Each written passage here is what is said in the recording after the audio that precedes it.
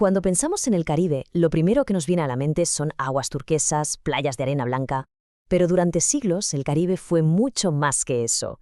Fue en realidad un gigantesco tablero de ajedrez, un campo de batalla donde se jugaba el destino de los imperios y el control de riquezas inimaginables. Y para proteger todo ese oro y esa plata que cruzaban el Atlántico, se levantaron algunas de las fortificaciones más espectaculares del mundo, convirtiendo ciudades enteras en bastiones de piedra. Y esa era la gran pregunta, ¿no? La que obsesionó al Imperio español durante los siglos XVI y XVII. La respuesta no estaba solo en tener más barcos o más soldados. La verdadera respuesta estaba en la piedra. Se trataba de construir defensas tan increíblemente formidables que fueran capaces de desmoralizar a cualquier atacante, ya fueran los piratas más temibles o las armadas de las potencias rivales. Y vaya si eran premios. Ciudades como La Habana, San Juan o Cartagena de Indias eran el corazón del comercio transatlántico.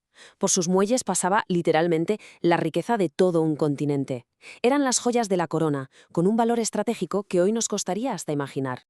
Y claro, precisamente por eso, por ser tan valiosas, estas ciudades vivían bajo una amenaza constante.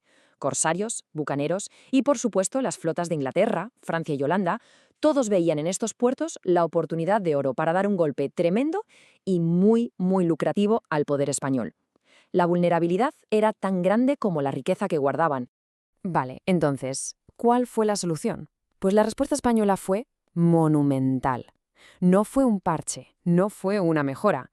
Fue una estrategia a una escala gigantesca para transformar por completo sus ciudades costeras y convertirlas de simples puertos comerciales a auténticas máquinas de guerra inexpugnables.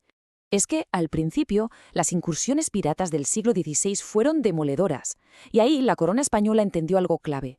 La defensa no podía ser un añadido, algo que se construye después, no. Tenía que ser el corazón mismo del diseño de la ciudad. Cada calle, cada plaza, cada nuevo edificio tenía que estar pensado para una estrategia defensiva total. Un ejemplo magistral de esta filosofía es el Castillo de San Felipe de Barajas en Cartagena. Esto no es solo un castillo, es un sistema defensivo complejo pensado en capas. Fijaos en los elementos: murallas perimetrales enormes, sí, pero también baterías de cañones colocadas en ángulos perfectamente calculados, fosos para detener cualquier asalto de infantería y una red de túneles internos. Esto era clave. Permitía mover tropas y municiones en secreto y a toda velocidad. Para el atacante era un laberinto mortal e invisible. Pero aquí viene lo realmente fascinante. Estas fortalezas no eran solo muros gruesos y ya está, eran tecnología punta para su época. Eran la culminación de siglos de conocimiento sobre asedios y defensa, pero aplicados a una escala que no se había visto nunca antes en América. Detrás de estas megaestructuras no había improvisación, había auténticos genios de la ingeniería militar. Nombres como el del italiano Giovanni Battista Antonelli fueron fundamentales. Él y otros como él trajeron al Caribe los diseños más avanzados de Europa y, lo más importante, supieron adaptarlos al terreno y a las condiciones específicas de cada puerto. La pieza clave, la gran innovación de estos diseños, era el baluarte. Esta forma de estrella que sobresale de la muralla era una genialidad porque eliminaba por completo los puntos ciegos que tenían las fortalezas medievales. Desde un baluarte, los defensores podían disparar a lo largo de la muralla y aniquilar a cualquiera que intentara acercarse, creando unos campos de tiro cruzado que eran, sencillamente, una trampa mortal. Y aquí se ve perfectamente cómo cada detalle tenía un propósito letal. Las murallas no eran verticales, eran inclinadas. ¿Por qué? Para que las balas de cañón rebotaran en lugar de clavarse. Los baluartes garantizaban que no hubiera un solo metro sin cubrir. Los túneles daban una agilidad a la defensa que volvían locos a los atacantes. Y las plataformas elevadas daban a la artillería un dominio total del mar y de la tierra. Era una defensa casi perfecta. Muy bien, todo esto suena genial en la teoría, ¿verdad? Pero ¿funcionaba de verdad ante un ataque masivo a gran escala? Pues vamos a ver cómo toda esta teoría se puso a prueba en uno de los enfrentamientos más épicos de la historia colonial, un momento en el que una ciudad se jugó no solo su futuro, sino el de todo un imperio.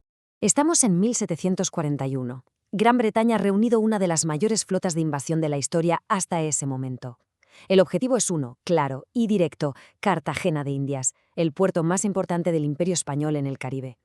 La idea era tomar la ciudad y abrir una herida mortal en el dominio español en América. Las cifras son, de verdad, para no creérselas. La flota británica era una fuerza colosal que superaba en número a los defensores de una manera que hacía que la victoria pareciera inevitable. Era, con todas las letras, una batalla de David contra Goliat. Pero Cartagena tenía dos ases en la manga. Por un lado, sus increíbles fortificaciones, y por otro, un comandante cuya tenacidad y astucia eran ya legendarias, el almirante Blas de Lezo, un hombre cubierto de heridas de guerra que organizó una defensa tan inteligente que convirtió cada foso, cada muralla y cada baluarte en una trampa mortal para los ingleses.